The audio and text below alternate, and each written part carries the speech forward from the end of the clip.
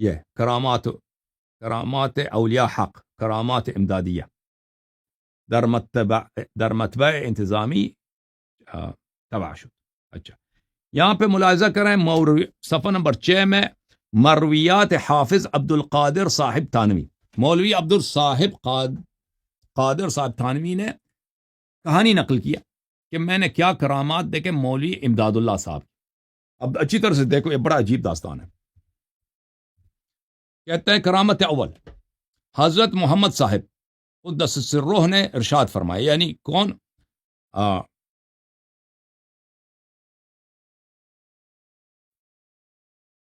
کہ ہم وہی امداد اللہ صاحب نے شاید نقل کی کہ ہم جہاز میں سوار ہو کر حج کو چلے، جہاز ہمارا گردش طوفان میں آ گیا. پرانے زمانے میں ہندوستان سے اکثر لوگ کشتی کے ذریعے حج جاتے تھے، کراچی سے بھی جاتے تھے، یہاں تک کہ 1950-1960 کے دہائی میں اکثر لوگ کربلا بھی جاتے تھے نا، تو کراچی وغیرہ سے یا بمبئی وغیرہ سے کشتی کے ذریعے جاتے تھے، بصرہ جاتے تھے، بصرہ سے پھر کربلا مشرف ہوتے تھے. اب بہرحال تو جہاز ہمارا گردش طوفان میں آ گیا اور 4-5 روز تک گردش میں رہا. محافظان جہاز نے بہت تدبیریں کی، کوئی کارگر نہیں ہوئی. آخر کار جہاز ڈوبنے لگا. 4-5 دن تک ہم طوفان میں، تدبیریں کی، ناخدا نے کوئی فائدہ نہیں ہوا، تو اب جہاز ڈوبنے لگا. ناخدا نے پکار کر کہا کہ لوگوں اب اللہ تعالیٰ سے دعا مانگو، یہ دعا کا وقت ہے. میں اس وقت مراقب ہو کر ایک طرف بیٹھ گیا. ایک حالت طاری ہوئی اور معلوم ہوا کہ اس جہاز کے ایک گوشے کو حافظ محمد ضامن صاحب نے اور دوسرے کو حاجی صاحب نے. دوسرے حاجی صاحب کون ہے؟ حاجی امداد اللہ شاہ صاحب. ٹھیک ہے نا، 2 حاجی صاحب آ گئے ہیں دیوبندی. انہوں نے جہاز کو اپنے کندھوں پر رکھے ہوئے ہیں. سمندر میں جہاندر میں انہوں نے جہاز کو اپنے کندھے پہ اٹھا کے لیا 2 آدمیوں نے،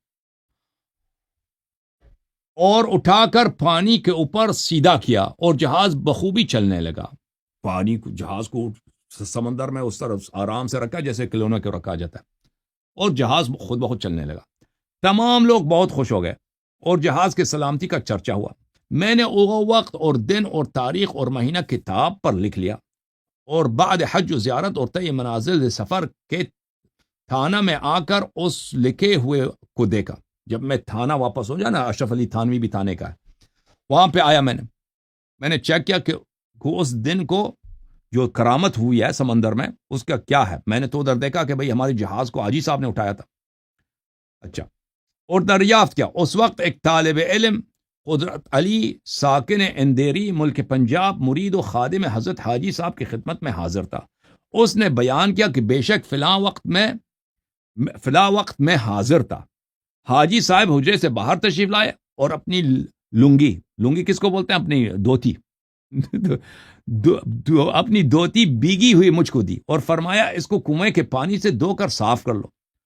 اس دھوتی کو جو سونگا اس میں دریائی شور کی بو اور چکناپن معلوم ہوا. دریائی شور یعنی سمندری پانی اس میں تھی. اس نے مجھے حاجی نے اسی دن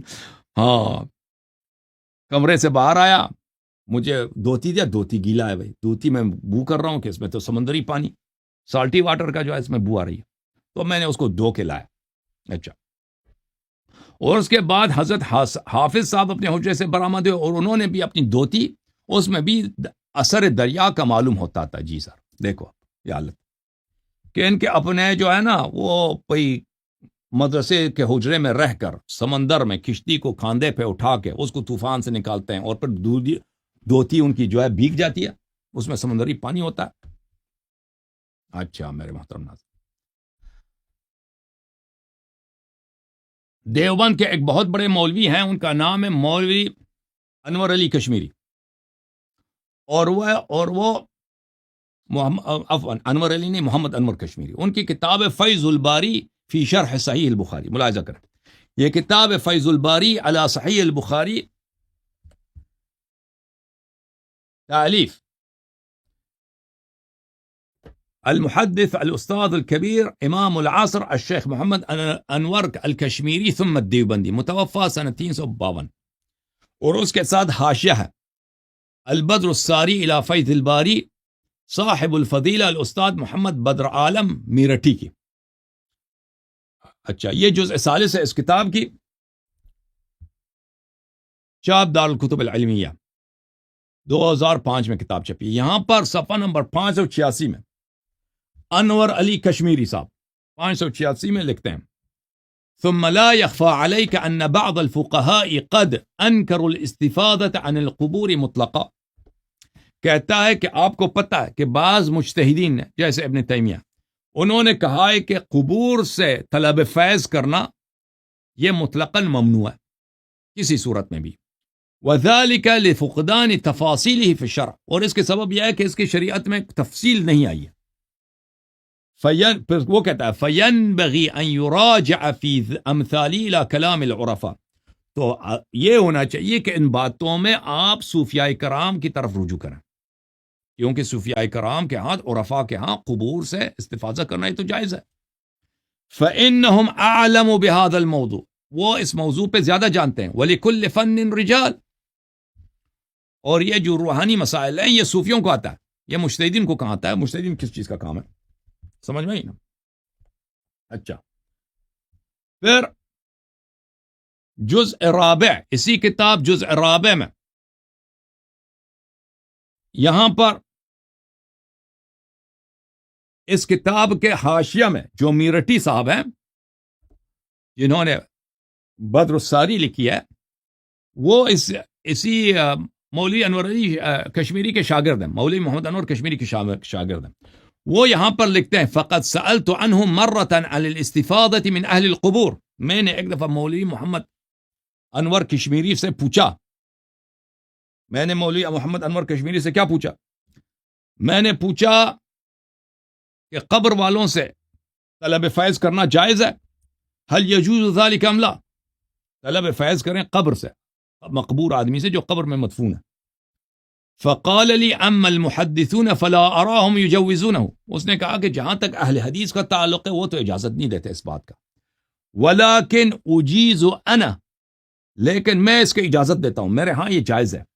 لكونه ثابتا عند ارباب الحقائق، کیونکہ یہ بات اولیاء کے نزدیک ثابت ہے کہ آپ مردوں سے مدد لے سکتے ہیں.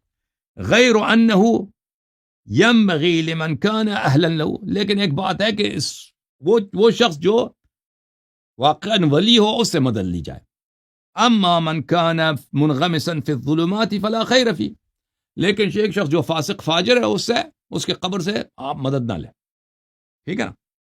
اچھا، تو آپ نے دیکھا یہ بھی، اور اس کے علاوہ بھی بہت سارے ان کی کتب بری ہوئی ہیں ایسے باتوں سے. تو عرض یہ ہے میرے محترم ناظرین کہ علماء دیوبند کو جو ان کے اکابر ہیں وہ تو بالکل ان کے ہاں اموات سے مدد لینا یہ بالکل جائز ہے. اور اموات بھی کون سے اموات؟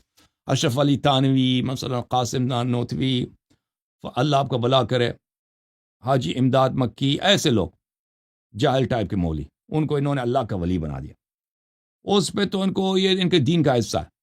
لیکن جب اہل بیت طاہرین علیہ السلام کی بات آتی ہے تو ان کو غصہ چڑھتا ہے کہ بھئی شرک ہو جاتا ہے.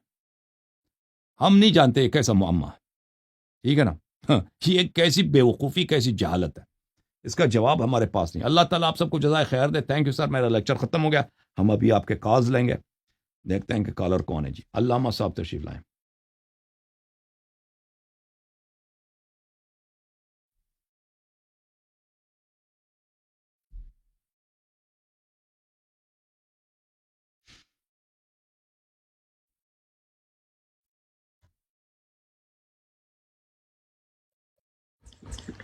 السلام علیکم ورحمۃ اللہ وبرکاتہ.